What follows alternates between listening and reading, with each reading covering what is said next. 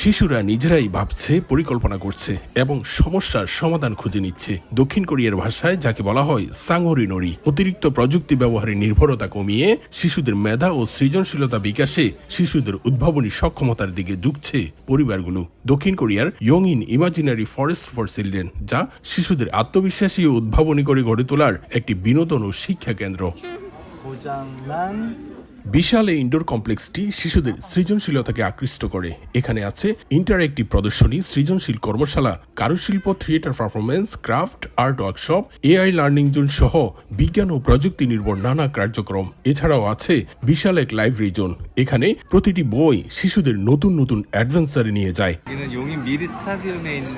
এখানে বাচ্চাদের খেলার পাশাপাশি অভিজ্ঞতার জন্য দুর্দান্ত একটি জায়গা। এখানে বিনামূল্যে প্রবেশ করা যায়। খেলার পাশাপাশি শিশুরা সুন্দর অভিজ্ঞতা অর্জন করতে পারবে। এখানে রং বেরঙের অনেক কিছু আছে। পছন্দের বই খুঁজে নিয়ে এসে পড়ছি। নিজের পছন্দ মতো ছবিও এঁকেছি। আমি এখানে প্রায় আসি, কারণ এই শীতকালে উষ্ণতার মধ্যে আমি বাচ্চাদেরকে সময় দিচ্ছি। এখানে পড়ার জন্য অনেক বই আছে। বাচ্চারা খেলার মাধ্যমে অনেক কিছু শিখতে পারে।